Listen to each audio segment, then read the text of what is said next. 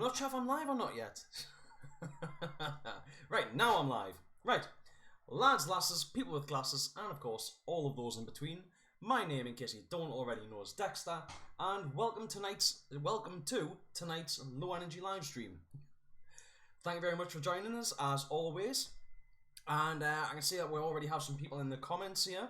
I think I've actually responded to pretty much everything that we've already got, except for post from Paul. Have we got any fruity guests tonight? Well, not at the moment, no. Probably not tonight. But definitely again at some point in the future. So yeah, we'll have to see how tonight gets on. And Albert, Brendan got back on the coach. I'm guessing that's some pun along the lines of coach trip. So hopefully, guys, I didn't realise this the other night, but I hope that there isn't actually too much of an echo in here, because the room is basically completely bare at the moment, apart from like a wardrobe and a bookcase behind us, because we're trying to get the house ready for the sell. So yeah, it is pretty much empty at the moment, so there might be a bit of an echo in here. I hope that does not, though. Good evening there, Tony. Thank you very much for joining it, and also to you, Chan. Thank you very much for joining it tonight. Chan says, I'm ready to get fruity. Right, well, you know, Brendan the Blueberry. From Tony there. Well, you know what it is, guys? If doing the live stream with multiple people on is more fun, I think I was having to think there. I might actually see about swapping that to the main show on this, and just doing my little live streams by myself as a side thing. I don't know. I'll leave that down to you guys. You lot can let us know what you think. Right. So tonight, unfortunately, I haven't really got that much for you again. I feel like that's becoming a bit of a recurring theme, me saying that is. But I do still have a couple of game shout-outs, as well as I've got a couple of small talking points. But then once that's done, it's either just things that I think of or anything that you guys post to me. So right, we'll start off today with there is a walk-on at PPK in Paintball Park Kidderminster. Of course, as is their standard practice, there is no entry fee. However, it is site paint only. The prices currently are £40 for a box of Tomahawk Zero, or £45 for a box of Tomahawk Competition or GI 3-star. Also, Magford players are welcome, but there isn't any first strike rounds permitted. If you book online, you do get a Domino's lunch included for free. However, if you don't, it is a £5 extra charge on top. They also have a covered safe area and an on-site shop. So if you need to get any products for the day's play, you know, I'm talking like your things that you're probably going to need when you're there, your batteries, fluffies, Allen keys, all that sort of stuff. You should be able to get them there, as well as I'm assuming that they've got quite a range of products in stock. There is also, as a couple of people have mentioned in the chat here, I believe, Speed Weekend at Ancaster Leisure, which is the Joyriders versus the Interceptors. This game is running from Saturday and Sunday, although camping is available from Friday. It is still £40 for a Sunday ticket, I believe, but I'm not sure if full weekend tickets are available. To be perfectly honest, I'm not sure if even Sunday tickets are still available or not, but there is a link in the description down below, of course, if anybody wants to go and check that out. Paint will be available from BZ with, I've said that's free camping. There is also going to be Mech Games on from the Mech Masters. I believe that is going to be 3- and 5-man games, as well as a mixed 10-man tournament, but I'm not sure if the 10-man tournament is part of the Mech Masters. I believe it is, though. There is also go-karting and a hog roast on the Saturday night, as well as probably live music. Over the previous few years, there has been live music on, and it's a cracking event to go to. That will be where I'm playing this weekend if anybody wants to come join us. Next up, there is also, and yes, I normally give shout-outs to games that have been held within the UK, sorry. However, this one, it was mentioned, so I thought I'd give it a shout out anyway. It is the Euro Big Game being held at Malwinkle, which is running from the 30th until the 2nd. Tickets ranging anywhere from €139.95 up to down to €49.95. However, you can have add-ons on that, so you can have like your paint added on. I did check it out, but I can't remember what else there is there now. So yeah, there is other options that you can add on there.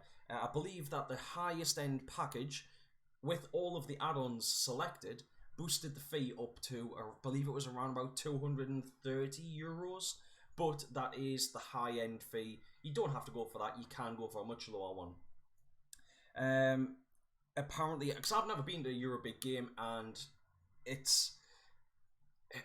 there's a lot of guys that I know that have been going over there, and apparently it's an amazing game.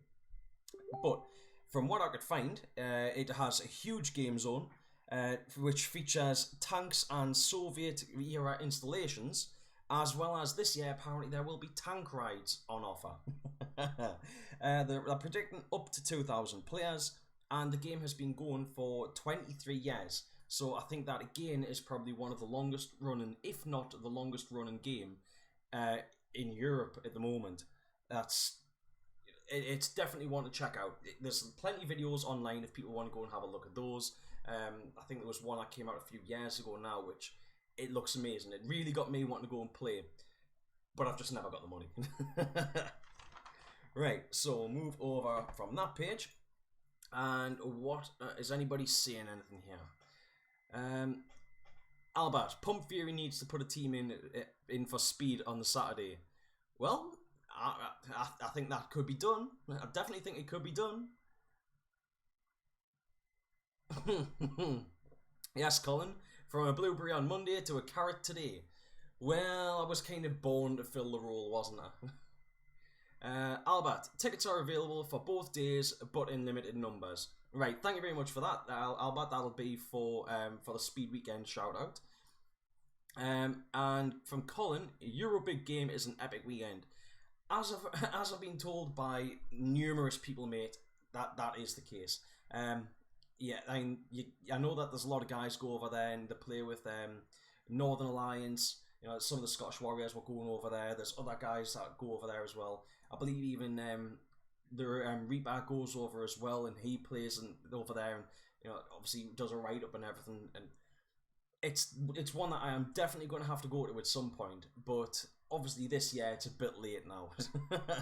But definitely at some point I want to get over there and go and play that game. Right then, so I talked about this in the live stream that I did on Monday with Albert, Chan and Colin, but I wanted to give it a shout out again tonight in case anyone missed it, or it's just something that we can talk about. Mike from Tech PB, some people may still be subscribed to his YouTube channel, some people may not even know who he is. He put out a video, and he was very, very popular on YouTube for paintballers, probably like 6-7 years ago. Maybe even longer, I'm not sure.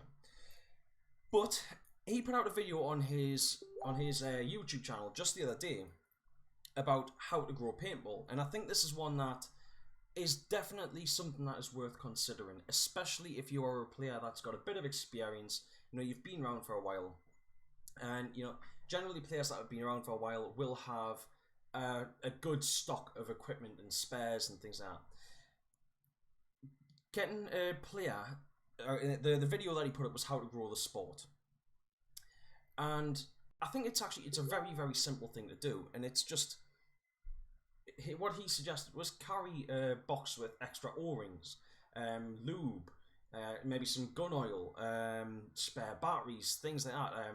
You know, loan out fluffies, those sorts of things. You know, have tools, carry Allen keys, both metric and imperial if you've got them, or even just a good selection of Allen keys, things like that.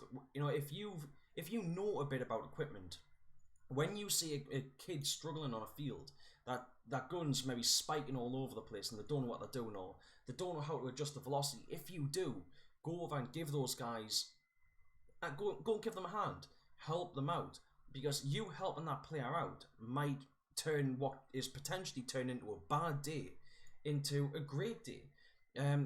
If you're comfortable with it, loan them some gear. Loan them a marker if they turn up with something that's just terrible. I mean, I think we've all been on sites where I'm not. I'll get that in a minute. But yeah, if you're comfortable, loan them gear. We've all seen kids that have turned up sites with things like knacked old spiders. Now, I'm not saying that all spiders are naff or anything like that. Just, you have some that'll turn up with terrible, basically worse than rental markers. Things like there was the famous Walmart gun, the Brass Eagle Blade. Terrible gun, but people would buy kids them because it came with a mask, it came with some paint, it came with the marker and some CO2, and then they would send the kid to a paintball game. And after a handful of times using the marker, it would either break, it would get shot and break, or it just wouldn't work. And that kid, they're gonna have a bad day, and they might never want to play again. So for the sake of helping a kid fix their marker, you can get them back out playing and just change that terrible day into a fantastic day.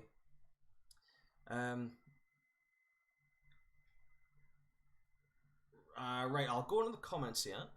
Right, so what we've got. Colin, you went in 2016, simply the best paintball experience in your life, especially with the Northern Alliance. Well, this is it. I've seen them. I've never really had much to do with the Northern Alliance, but I've seen them at plenty of games, and those guys really do play hard.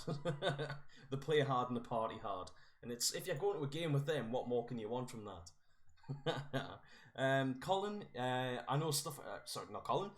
Chan, you know stuff about my equipment. Yeah, probably too much. Albert, Christ, did I see the hammer Mike got on his posts on his latest videos? It was not on what he did, but the bloke did not deserve that.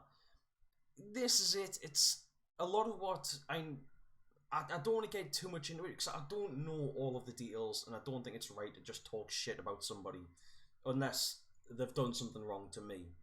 But from what seemed to happen, Mike did kind of seem to screw up. Right or wrong, it certainly would definitely. It can't be denied. It was a screw up. He did it, from what I'm aware. He did sell products on marker bids, and it took him 2 years to finally ship them. Now that is ridiculous. Yes, but eventually he did ship them. He made men. He fulfilled what he was supposed to do. And I understand some people don't like him because it took that long. But there is still people that completely despise him. And I think it was because for a while, Mike seemed to be a bit of a hero to a lot of people within the paintball community. And that was... Is it Batman? Where you get the... living long enough to see... You either die a hero or you live long enough to see yourself become the villain. And... I think that's kind of what happened with Mike. Mike was a massive name in paintball. I mean, he still is a massive name in paintball to some extent. But yeah, I mean that he did. In fact, he turned it into a villain. Whether obviously he did do wrong. I can't deny that he did do wrong by not shipping out the products that he was paid for. But yeah. A lot of sweary people to go, tell them to go forth and multiply. Well, to an extent, I kind of think if he hasn't done anything to them, and if he's... I'm trying to think how to put it. If he hasn't done anything to them, or they hate him, just don't watch his stuff. And if he hasn't got anything, if he doesn't have anything to do with you, like if let's say if I absolutely hated the bloke, and he came onto one of my videos and started trying to be all chummy, and like I said, if I didn't like him, you could just tell him to go get to go do one. But to go to his content and start slagging him off and stuff. Just let the market decide. If he's that bad and his content isn't good and all that sort of stuff, the market will decide of its own accord, and people just won't watch his stuff. If nobody watches his stuff, then eventually he'll get bored and shut down his I'm saying live stream, because I kind of feel a little bit about that with me. But if people aren't watching his videos, if people aren't watching his content, then he'll eventually get bored and shut down, and that'll be the end of it. But yeah, and a lot worse. Well, you see, Albert, that's part of the problem with the internet. Because of the anonymity that people have online, they feel like they can say stuff that they wouldn't even dare to say to somebody to their face. I mean, obviously some people would, but there is stuff that it's just that people do say that is absolutely horrendous, that you would never see it in person. But because you're online, you're behind a screen, you'll see it. There's the meme where it's the little specky ginger kid that is standing looking up at somebody. It's like this big beefy kid, and giving it the I'm hard as fuck, come at me sort of thing. It's like little Timmy forgot he wasn't on the internet. There was a dickhead troll that was actually threatening his family. That's uncalled for. His family didn't have anything to do with it, so I don't understand why people would go after his family. I don't understand that. It's attack the soldier, not his family.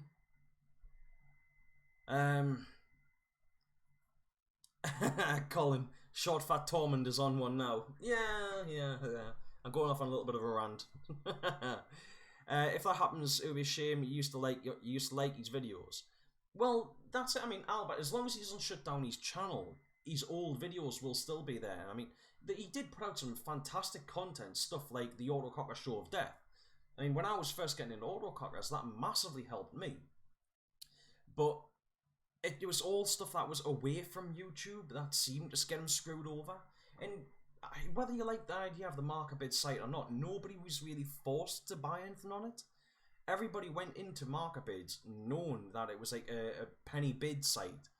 So you went into it knowing well. So now I suppose you could say that there was that marker bids played on people that were into gambling, but ultimately they started a website and people chose to use the website. So I can't really fault him on that. But of course, yes, there is obviously he did do some stuff wrong. But getting back to the original point, I still think it's a great idea for people to carry those extra spares. Just take a toolkit to a site. When you're on the safe zone, if you hear somebody that's struggling on, then help them out, because it's kind of like the idea of paying it forward. Somewhere down the line, you might loan a battery to some kid whose battery's dying, his brand new Tony gun, and then once he gets a little bit more experienced, he'll pass that on again. He'll come across a kid that's run out of that's battery's died in that gun, and they'll do that. They'll know how to fix a hopper or something, or they might know how to machine stuff, or how to solder things, or how to make stuff or 3D print stuff, and people can work together and help each other out. That's what I think kind of bonds Nest together quite so well, because all the lads know how to do stuff, and I just look at it. From Colin, we need to fill the internet with cuddly bunnies and puppies. Colin, to an extent, yes. It's a bit of a joke, but yeah, I think we need more positivity instead of people dragging each other down. And I think we are kind of starting to... And I mean, yes, of course, banter. I don't want to ever stop people having banter. I don't want to stop people doing whatever they want. If people want to slag people off, I think they should be allowed to. But I think we should be promoting people having fun and people having good times and stuff, as opposed to people bringing each other down. I don't see why the people bringing each other down should be the ones that are getting all the promotion. But the problem is, humans are a voyeuristic species and we do like to watch drama. Hence why drama channels are so popular. Yeah. But yeah, a few more cuddlies and cuddly bunnies and puppies wouldn't hurt. Um, right. Next up, I'm not going to share the video on the stream, but has anybody seen? There's a video floating around. It's been shared on UK Paintball. It's been shared on How Big Is Paintball? Like all of the paintball sites, all over Facebook. There's a lad, Dustin Bartley, has posted up a video of him playing Greg Hastings' Fields of Battle in VR, and it looks really fun. It actually looks really good. Now, I don't think the graphics aren't perfect, and VR still has a long way to go before it is perfect itself. But it still looks really fun because you can see the lad is standing there, and he's doing all of the movements like he's playing like you would see him playing on a field. One difference is he obviously isn't moving anything other than where he's leaning and things like that. But it looks great, and it's. I mean, I'm a massive fan of the idea of one day we're having proper VR along the lines of something like Ready Player One. I think that would be amazing, but it's kind of a double-edged sword because as much as I think this stuff is amazing, I don't want to see real hobbies and I don't want to see real experiences die, which I kind of think things like VR could do. Now I have put a link in the description down below to Dustin's video, but it's definitely worth going and checking out. If you can't be bothered to go down to the description down below to find that, there is also links. Just go on Facebook pages at the minute, you'll find it, and it's just great fun. Now, but I feel like while I'm saying that, I should also give a shout out to Dr. Rush, because Dr. Rush has been playing some VR games lately, and I think even what he's doing, I think is great. I mean, Dustin, he's wearing his sort of like the sort of the clothes that you expect from some like sort of tournament players when they're training. He's actually got a headband on by the looks of it. He's got it looks kind of like he's got elbow pads on or something as well. But then he's got like a vest t-shirt thing on, and he looks like he's playing paintball properly, but just in like his sitting room or something. Now Dr. Rush, because he's playing some kind of zombie game, I'm assuming that's why. Because he's playing some kind of zombie game, he was actually wearing a replica of Leon's police uniform from the Raccoon City Police Department in Resident Evil 2, and him playing that while playing a zombie game on his VR headset just looked brilliant. It looked like really good fun, and I really hope that some of this tech actually advances fast so we can have more like paintball games. And can you imagine how many kids could get like right into paintball if you could actually play it in VR on a game? Now I think that things like Call of Duty would still be massively prominent. Things like Call of Duty, Battlefield, stuff like that would be amazing in VR. But I think that like paintball games could be great as well. But as I said, I think you do have the flip side of that is you are going to lose players who aren't gonna they're not going to go to fields because they'll just be able to play the game online. So I kind of hope that doesn't happen, because for as much as you can have fun in VR, and you're not going to have the camaraderie that you do when you actually see your mates in person. But yeah, I definitely thought that was something that was worth pointing out, something that was worth bringing up, because it looks really cool. If you go find the link on either in the description or on Facebook, go find Dustin, give his video a like, because I'd kind of like to see him post more of that content, because it was good fun, and I think it also kind of works as sort of a training aid. You know, if you do something like that, set yourself up with a VR, and you could have one-on-one games. I don't know if you can do it on Fields of Battle, but the idea of setting it up with like a one-on-one game, and you can do practice your snap shooting drills and stuff like that.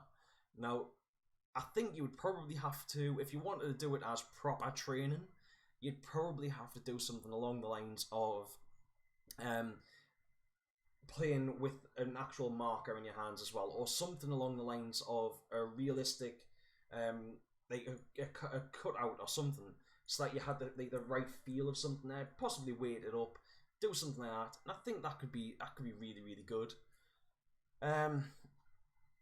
Tony, yeah, the old COD 4 with the paintball mod. Well, this is it. Yeah, I mean, you do have some of these old games where you've even got some of the more modern games that you can do paintball mods on.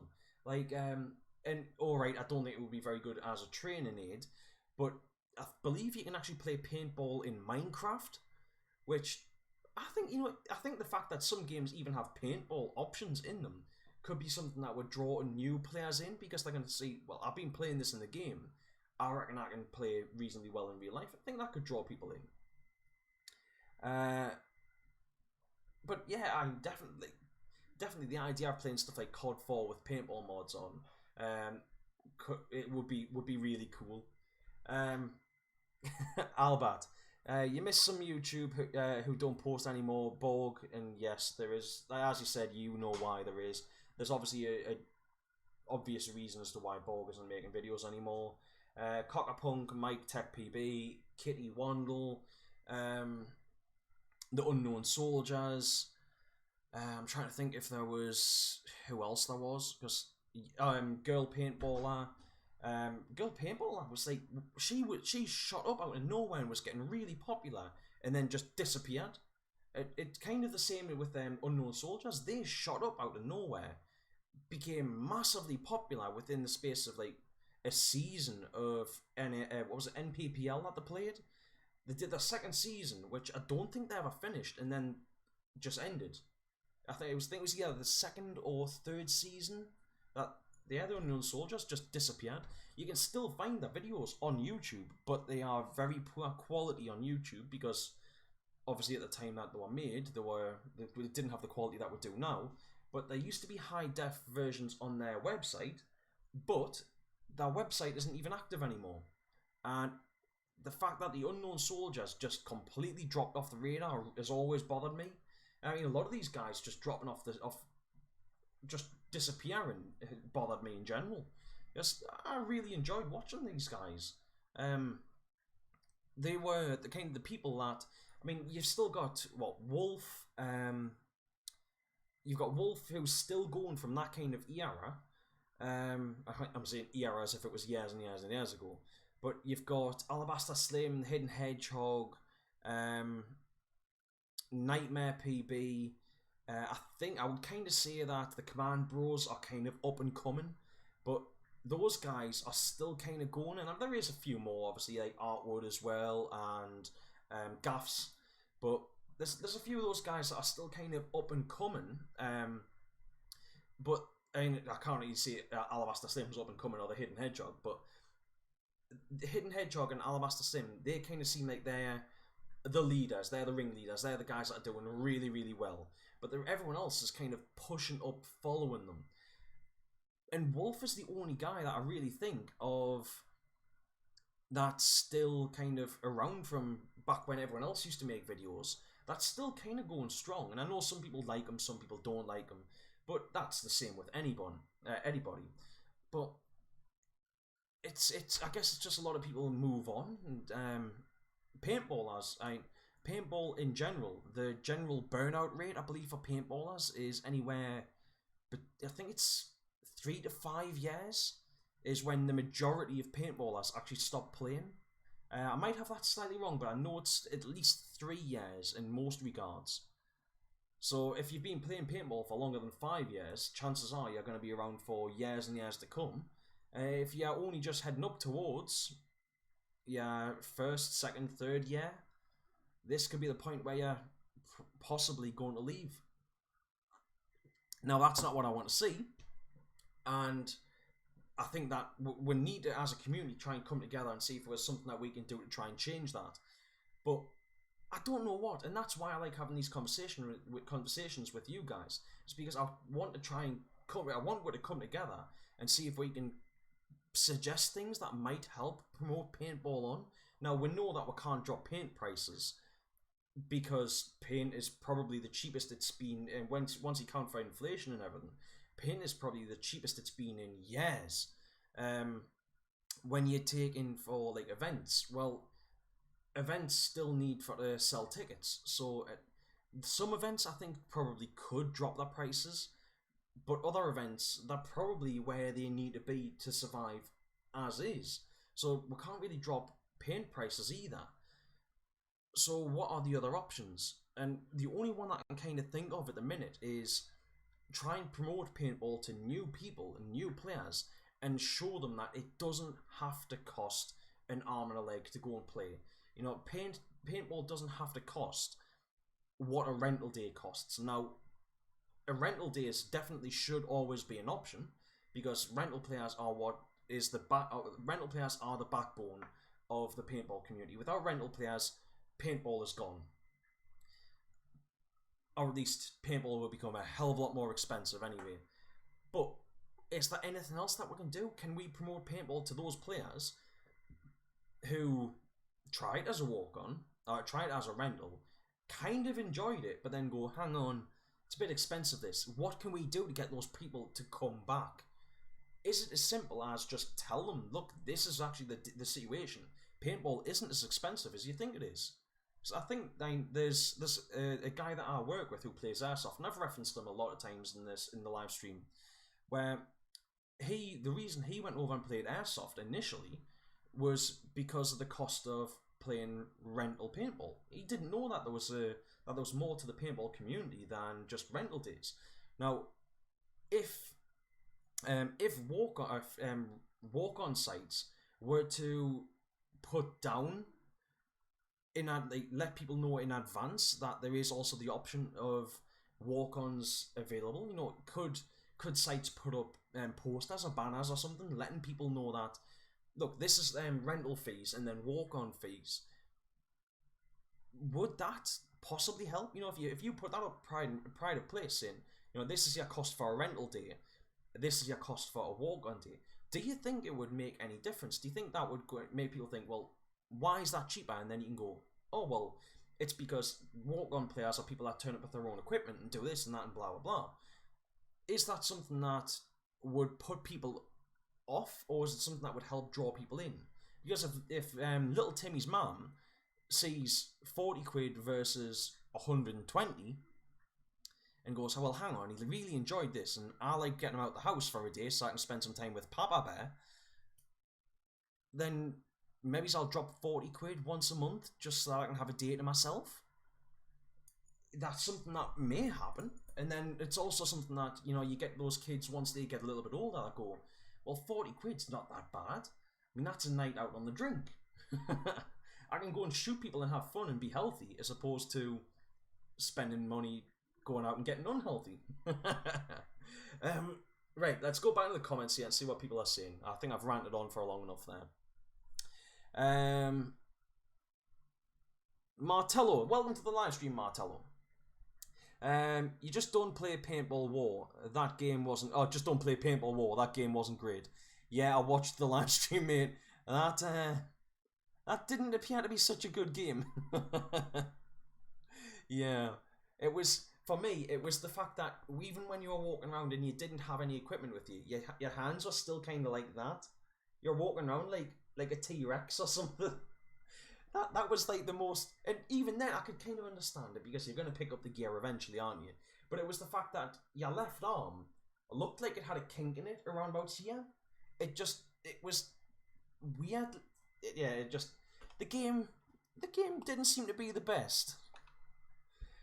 Tony, we were talking about this the other day at the site, how the owner has seen players come and go, players come, grow up, have kids and families and never come back. And then you get the ones who come, grow the sport, and who are around for years. Well, that's it, Tony. I mean, in the time that I've been playing, I've seen my local Delta Force close down and move. I've seen a guy start his own field and shut down just a few miles up the road from where I live now. I've seen a site just south of the Tyne, just south of the Tyne Tunnel. They shut their doors. I've seen a site that basically was my home field come and go. Well, it was there when I started, but it was relatively new, and that shut down a few years ago. I've also seen untold numbers of players start up, buy all of the gear, get really into it, and then they just slowly stop coming as often as they did, and then just not coming anymore. And it's a real shame. I actually tried a while back to get some of these guys to come and play a day again, because I wanted, like, I started up a page where it was like we used to or something like that. Invited all of these guys. Was like, "Come here, let's get together for a game. Let's go out and have fun." And they just nobody was really interested. All these guys had kind of moved on, and is there anything we can do to stop these guys moving on it, other than trying to reduce costs? But I don't know. I think it's something that we need to kind of try and talk about. And going back to Tony, on your 5th year now, need to get it listed as an actual sport, I think, which would help it get out there more and inflate my site. Inflation. My site owner was talking about it back in the day when it came round. You would have a Splatmaster in your tubes, costing you a tenner per tube. He reckons the prices are down. Are down. You're talking rental days are expensive, but once you become a walk-on player, the game gets cheaper. Well, it definitely does, Tony. I mean, like you said, when paintball first started off, you were issued your marker and you were given 10-round tubes because that was what people used at the time. In fact, when paintball was first started being sold as a game, it was known as the National Survival Game. And the Splatmaster that most people know, the original short pistol green Splatmaster, was the NSG Splatmaster. It was the National Survival Game Splatmaster. I believe it was the first marker that was created and sold for the purpose of playing paintball. Now, I think that's the case. I'm not totally sure, but I'm pretty sure on it. Because before that, people were using... I can't even remember what it's called, but it basically looked a lot like a PGP, but didn't even have a pump handle on it. You had a little bolt on the side. Somebody, I'm sure, will be able to let us know that the name of it in the comments. But yeah, they were basically a PGP that just had a bolt on the side, and that was it. Now, at that time, you had, like you said, you're paying like a pound per paintball. Even rental fields now are selling, and I mean, people would make a handful of tubes or 100 balls last all day. Now people are complaining that they're spending a tenner on 100 balls, and those are lasting them 30 seconds. Now, of course, that's because people are trying to keep up with other players. You know, people are wanting to be on the trigger all the time, even at rental days. So as a result, those people are getting charged. They're going to have to pay more if they want to keep up. But it's not something that is necessary. And it's one of the reasons why I like the idea of people playing MagFed. It reduces the amount of paint in the air, allows for more movement, but people are still getting the kills that they want. People are still getting to, take other players out. They're making their massive moves. They're looking good. They're able to dress up in the gear and look however awesome they want and all this sort of stuff. It still gets people out playing and still having that same buzz without costing them an absolute fortune. I mean, for example, I can go and play at District 23. Costs us £25, and that is including 500 balls. That to me, for to go and play like a weekend walk on, or playing like a Friday night or something like that, that is absolutely amazing. I don't get to play as often as I would like to, and I also don't have as much money as I used to. So being able to go and play a game like that is amazing for me. It means I get my fix in, and it doesn't cost us a bomb. And if other players can do that as well, then I think we'll all be happier all around. Colin, 10 years baby on the way, and yeah, the faction leader, 10 years, baby on the way, and a faction leader at a game a month after the due date. You're not going anywhere. Well, that's it, Colin. I'm surprised your missus is happy for you to do that. I'm surprised you're not getting a good chewing for that one. Albert, I don't think the same. Wolf Gone Tame, I kind of agree on that. He doesn't post the same sort of stuff as he used to. The Hungry Hippo is too staged. Let's be nice, Albert. But that's what you got to remember with the Hidden Hedgehog. Yes, these videos are staged. The shots themselves aren't staged, but it's the camera angles and stuff. Obviously, they go back out in the field afterwards and they do film some post-production, post-game scenes to then add in, which makes it look more smooth and slick and stuff. So I can't fault them on that. But those videos, I believe, actually help draw players in because it makes what Ash is doing look like a movie. It makes it look like a film, and I think players will eat that up. You liked how Cockapunk would strip guns online. Yeah, well that's it. I mean, what Cockapunk used to do, being able to strip stuff down and rebuild things and show people the innermost workings of stuff was great. It meant that people could learn how to do stuff, and there was a, you know, obviously these videos I'm assuming are still there, but it was a step by step work through on how to do stuff. Now sometimes when you pick up a manual, it'll just go do this, do this, do this, and do this. You might come to a part where you've got two bits stuck together and you're going, well, how do I do it? That's to remove the reg and do this. Well, how do I remove the reg?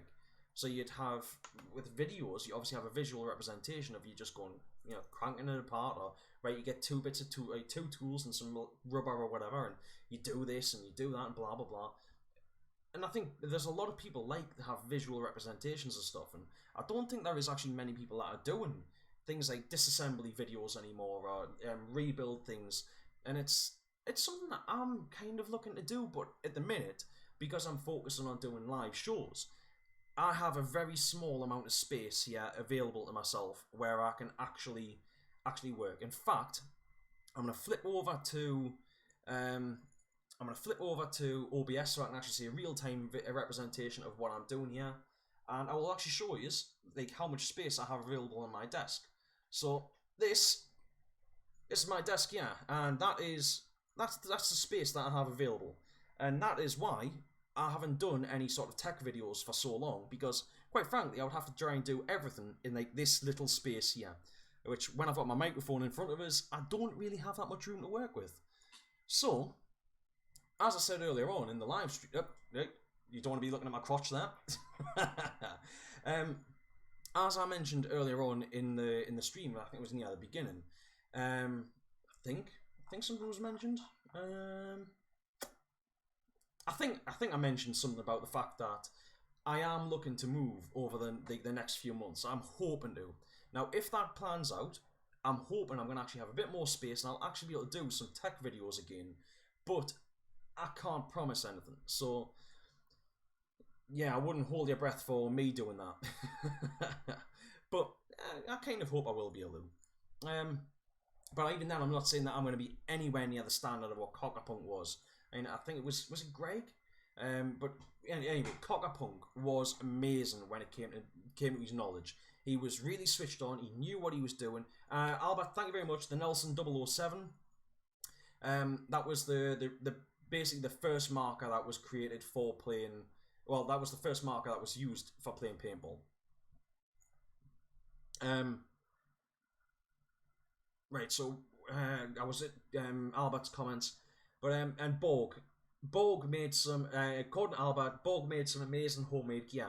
You know what it is? He did. Borg did great stuff. I can remember something. There was like one of his video tutorials, which was creating a hopper using I think it was a tack cap and like some epoxy resin and stuff, and a dye lock lid, so that he could. It ran level with the marker, kind of like a P90 mag in a way. It ran level with the marker along the side. I think it was on an A5. He fixed he cut a hole in the bottom of the bottom of the pod. I think this bottom side of the pod. Molded the tack cap into it, and then when he was playing, he could fill the pod. And then when he was shooting, if he ran out, he'd tip it forward again, and then he had another like 50 balls or something to shoot. And then when he ran out, he would tip it forward again. Things like that. I mean, he ran that for a long time. Because with Borg had a real passion for paintball. And he had to play with what he had available to him. And because he didn't have a huge amount of money, and because, you know, he lived in Croatia and the paint prices over there were extortionate, I believe. I'm sure Borg was paying like hundreds for a box of paintballs. It was some ridiculous amount of money, I'm sure. So there was, I believe it was when Borg came over to play Living Legends, which was probably the early 2010s. I'm pretty sure it was everyone basically just pooled together and sent him home with a whole load of paint, so that he could continue playing for ages. and not costing him an absolute fortune. But he put out great content, and in a way, I kind of feel like we don't have a lot of people that are doing that anymore. I'm not saying that now people aren't putting out great content, because people are, but I feel like there's a lot of people aren't putting in the ingenuity that people like Borg or that people like Borg did, or there's people like Cockapunk, that we don't have people that are doing those tech videos the same way that like Cockapunk used to, because Cockapunk he wasn't an industry person. He was just at least not that I'm aware of. He was just somebody that knew what he was talking about. We don't really have that as much anymore. I mean, obviously, we've still got people that know what they're talking about, and we've still got industry professionals that are doing sort of tech videos, but they don't have the same feel to them. I just wish that we'd have more people doing stuff like that. Albert, didn't Mike make an ion in the middle of a game? I'm sure there was something along the lines of that.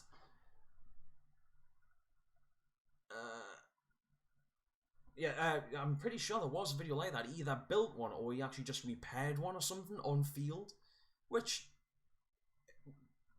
it's kind of good in itself. I mean, obviously, if you get overrun and you just get shot up, you're out of luck there. But yeah, I mean, you can do stuff like that. I think that I also remember Mike doing. He did a live interview video where he was going around, and while there was a game going on, he was sliding into bunkers beside people and then trying to ask them questions and being told to F off. Which, I mean, that it's stuff like that. They had fun. They did stuff like the pod thief video, because there was a while where people were going mental about pod thieves. So Mike did a video where they had somebody play the part of a pod thief and then they chased them. Stuff like that was great. And Martello, because you run the risk of little Johnny going to cheap daycare. Well, I suppose the idea of paintball could become cheap daycare if it's done like that, yes. Yeah, I definitely think that is a risk. I mean, fortunately, there's one young player that kind of jumps to mind when you say that. It was a kid who used to come up to my home field, and it eventually got to the point where the site owner actually banned him because he was becoming a nuisance. I think he was trying to seek the approval of like a lot of the older players like myself and some of the other guys that still play with now, but I think it finally came to a head one day when, because he was trying to like join in the banter that we were all having, which that's perfectly fine, but he went into, it's known the time and place for some of that sort of behaviour, and when he went into the site owner's cabin, where they did like the entry fee, sold paint and all that sort of stuff, and there was a load of young lasses there who were coming for their day's play, and they were doing like a hen party or something like that, and the kid just got, excuse me, he wants to fuck with us. And it was, the site owner was mortified, the lasses were embarrassed, and it was basically just go. Just don't come back. You're not. Just don't come back. You're too much of a child. And it was. Then I said, I think the kid was trying to seek approval, but he did it in the wrong way. And I think there's a risk that if you have young kid players on sites, there's a risk of behaviour like that if they're not actually looked after. And when you do have, obviously UK rules for playing 68 cal paintball are normally about 12-year-old plus. So if you have somebody that rocks up, Susie rocks up and drops little Timmy off, signs his waiver and then just goes, right, go play, and then abandons him, well, you've got some potentially like a 12-year-old kid who is maybe going to behave, that maybe he's not going to behave, they might be uncomfortable, then you're running down the risk of having to like try and get parents like back and stuff. Things that, it could go, I suppose it could go kind of bad. But either way, I think, like I said earlier on, I do think we need to try and work out what we can do to try and draw more players in, be they of all ages. Albert, Wolf was much better about a year or two ago when he used to interview players, do gear reviews, and the women. Well, I'm not going to make any comments on the women, but yeah, that's it. I mean, so I think it was one of the first things that drew me to watching Wolf's videos was he did a video review of, I think it was the X7 Phenom. And I remember sharing that around with a few of the guys that I played with at the time, because it was like, this looks really cool, and the way Wolf put stuff across was great at the time. It was really fun. It was informative. You know, you could see that he was a player who actually went out and used the gear. And when you're saying like, what was it? He used to do player interviews. Yeah, you don't really see him do much in the way of player interviews now on his YouTube channel. Now it's, and I can't fault him for it, what I'm about to say, but now it seems like he's gone down the route of clickbait thumbnails for his YouTube videos. Can't fault him on that. That's a great way for to get people into watching your videos. If it works for him, brilliant. He's not the only person that does it. Definitely not the only person that does it. But he doesn't really seem to do, and at least on YouTube, I haven't really seen him doing much in the way of player interviews. He might do it across other social media, but I'm not sure. The gear reviews, yeah, can't really say I've seen much in the way of gear reviews either. There's been a couple of things, but nothing really major there. He has done stuff like he's advertised things like the drift cam, but I don't know if you can. I feel more comfortable trusting a review of somebody that's not sponsored or paid to do reviews or anything than somebody that is, and I kind of feel. For all, I believe Wolf is probably being totally genuine when he does his reviews on things like the drift cam, because drift cams do have a fantastic reputation within paintball. I know that there's a lot of players use them, and I've seen videos where they are held together or they'll fall apart and they're still working. Now that to me shows that they are a bloody good camera. But the moment I know that a player is being paid to do a review, or that they're being sponsored by that company, my trust in what they're doing goes down a little bit. But that's not to say that the player is dishonest, that's just my preconceived opinions on things. But I kind of feel about that, and maybe it's just because I've become a kind of a little bit used to watching a lot of this content. You know, I spent years where I was watching I think most of you know by now, I worked night shift for a long time, and it works a very boring job. So what I would do is I would sit and watch stuff on YouTube all the time, and I think I'm not sure if I burned myself out on YouTube stuff, like on paintball videos on YouTube, and it kind of takes quite a lot to impress me now. Now I still love stuff like where you see sniper videos and watching people dropping shots on people from really long range. I always find that impressive, but I've got to admit, most of the time, and it's kind of the reason why I've sort of stepped away from making gameplay videos, is when I watch my own gameplay videos, I don't feel excited by them. I honestly don't feel excited when I watch gameplay videos of myself. And I mean, I like sharing some of the funny moments that I have, like Colin spraying paint on my face at point blank, or me running into areas and getting absolutely annihilated. I like sharing stuff out because I think those are funny moments, but I don't, for the most part, watch, especially when I'm editing, I don't watch through my content and think, oh, this is going to be amazing, that's going to be amazing. I have small moments here and there, and then think, for a lot of it. But I still like to have my camera on to catch those good moments. And maybe it's because I've slowed myself, I've piled weight on and I'm slower and fatter than I used to be. Maybe 10 years ago I might have been more excited about watching content that I would produce, but nah, not so much anymore. Other than, I enjoy doing my live streams and I enjoy doing other stuff, but yeah. Albert, yes, like you said, it was the Nelson 007. Also, Paul, thank you very much for your input on that. Yes, the Nelson 707 and the 007. Also, the PMI PG, which was the paint gun. The PMI PG was PMI paint gun, Obviously, I know you know this, Paul. Which didn't have a pump handle on it, and then you had the PGP, which was pump gun paintball. I was at pump gun pistol. I'm not sure on that. Was the PGP the one without the pump handle? I thought it was the other way around. I thought the PG was the one without the pump handle, and the PGP was the one with the pump handle. Tony, I wouldn't mind doing stuff like strip cleaning, maintenance, but it's about having the guns, the tech. There definitely is that as well, Tony. I mean, I think I'm quite lucky in the fact that over the years I've been playing, I have built up a fair collection of equipment. But it's not just having the equipment to show off, it's having the knowledge to do it. It's not just having the markers to strip and clean and do maintenance on stuff. It's having the knowledge how to do it. It's having the gear in some instances to do it. Like, for example, autocockers. With autocockers, you need to have an autococker valve tool.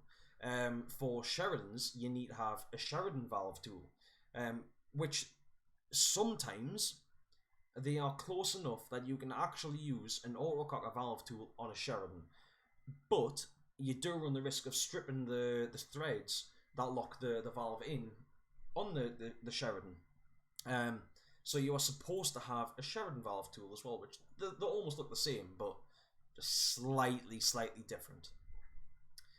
But yeah, I mean, if you have gear and you have the knowledge, do it, mate. There is YouTube isn't gonna run out of space, so yeah, make the videos, mate. If you want to do that and you have fun with it, go for it. Ben, he says Bryce.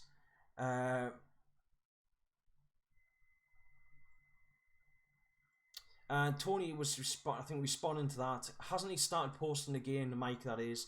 Ben says, yes, Mike has. Bryce and Gordon have both moved on. Yeah, that was it. It was Gordon was Cockapunk. I can't remember what Bryce's username was, but they used to do a lot of work together, didn't they? Because I think it was them that did some of the initial calculations on things like on accuracy for first rate rounds and stuff like that. Tony, yeah, you saw one of his videos the other day, one of the newer ones.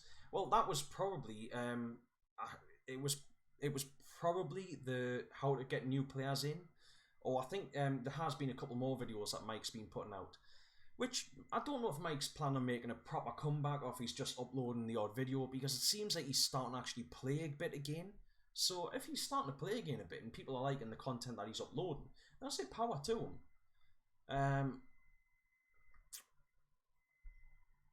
Albert, it's since Wolf has been sponsored by Dye. I think they made him tame the videos down, as he still posts them on Facebook.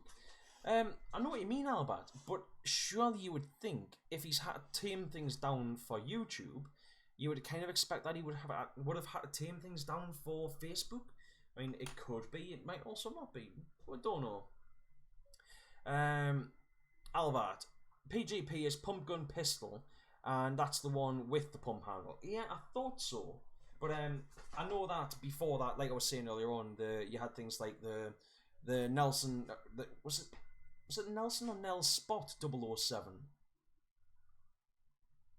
I'm not sure, but yeah, you had the either way, the 007 and the PGP, the first ones that they made of those. Like I was saying earlier on, you had just a little bolt on the side that I think it was supposed to lift up, lock, pull back, drop the ball in, push forward, click back down, kind of like a bolt action sniper, and then you fired it. Because I always remember watching one of Tiger's from WebDog Radio, one of his videos where he was talking about when old school players talk about getting brass, it's like check their fingers, because quite often you'd actually cut your finger on the bolts that you were using for the cock it. Yeah, so there's a chance that they'll cut their fingers on those bolts, which would then eventually scar their finger up, because they'd still want to play, but they got cut. And Ben, Bryce something, they were Punkworks. Yes, yeah, they were Punkworks, weren't they? And like I said, they did, I think one of the last things I can remember seeing coming from Cockapunk was a video of him something. So it was something like "Why I Love Auto Cockers," and it was just it was Gordon firing. I think it was WGP Carnival, firing away with somebody filming from the side in slow motion, and you can just see the back blocks just slowly moving backwards and forwards. And it was a great video, and this was probably, like I said earlier on, probably early 2010s. So yeah, it was good video. They were good producers. It's just a shame that none of them are really doing anything anymore. Right, anyway, so we will move on for the moment, and I want to give today's video shout out. Today's video shout out goes to Gaffs with his sniper scope cam from Black Hawk 2. I posted on his video, also shared a link to my Facebook as well. Snipers always get the best video footage. It's as much as you see some great content where people rush in and doing multi kills and stuff. Snipers, it's always been able to see that the shot fly in and then just click off somebody and having the splatter. Watching that is so satisfying. It's like it makes me want to get a run cam. But I just don't have the patience to be a sniper. But yeah, seeing stuff like that, it's great content. Gaff's video was fantastic, guys. Please go check it out if you haven't already. Yeah, go check it out because Gaff's he's producing great content, and he's another one that I think as he's making more and more content, he is getting better. Definitely one to keep an eye on because I think he has a lot of potential for it to really grow. However, I don't know if he's watching this or if he will watch this, but Crocs in a woodland game zone? Why, mate? There is no good reason to ever wear Crocs. But yeah, there is a link down in the description down below if you want to go and check that out. There is also a hidden link in this. Well, there is also a link that I'm not mentioning other than by this. In the description down below. Go check it out, guys. I hope you enjoy that one as well, providing I've put the right link there. I've probably put the same link twice. Yeah, but go down, check them both out. Hopefully you'll enjoy them. Right, so Ben says slow-mo skinny white ginger. I wouldn't said Gordon was proper ginger though. He's maybe a bit like maybe a bit Daywalker, but not proper ginger. So guys, with those video shoutouts done, I think that is pretty much it for today. Unless anybody has anything that they would like to talk about, then I'm mostly done. Please feel free if you've got anything that you want to talk about to do so. But yeah. Right. I'll give you a second there for see if anybody has actually got anything that they want to talk about. And if not, then I suppose we will I'll consider just ending the stream here. However, there is one last thing that I want to share because it gave me a bit of a laugh. Some of you, if any of you follow us on Facebook, you may have already seen it on there.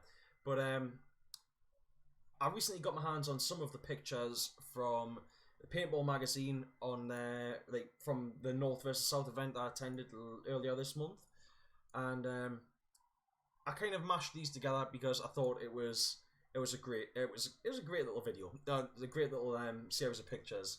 It's a story in 3 parts. Yes. Trying to shoot away there, and I get hit. And I'm not even sure if I knew that there was a camera there at the time, but just the sort of look over and the really, yeah. I'm not even exactly sure at what point that was. I know it was. I think it was near the final battle of the day on the Sunday, but yeah, I'm not even totally sure. So I hope you like that picture then. As I said, that's basically the last thing that I've kind of got to talk about with you today.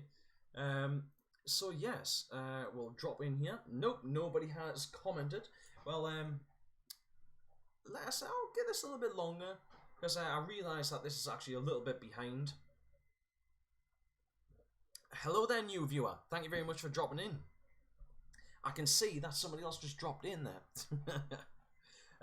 If you like this live stream, guys, can you please give it a like, share, comment, all that sort of stuff. I mean, you don't have to. You are going to do what you want to anyway. Albert, is that your balls on my face? It could be. Can you remember shooting us at North versus South? Oh, wait, you went at North versus South? But yes, I mean, it could be Collins. Yeah, I suppose it could be Collins. But, yeah, I don't think I've been shot in the neck by that point, so that is probably before I got absolutely annihilated. Yeah, before I decided to run in and just got absolutely blitzed. But right, guys. So I suppose I think I'm going to end the stream here because I'm just kind of rambling on now. Not that I haven't rambled on for the majority of the stream. But like I said, if you've enjoyed this, please feel free to let us know how much you enjoyed it by liking or posting a comment. I suppose liking. If you didn't, then hell, let us know why you didn't enjoy the live stream. But thank you very much for joining us tonight, guys. I'm sorry that I'm cutting this a bit short, but since I don't have much to talk about, I'm not going to waste your time anymore. So thanks for watching, and I shall see you later, guys. It's been fun. Been a pleasure.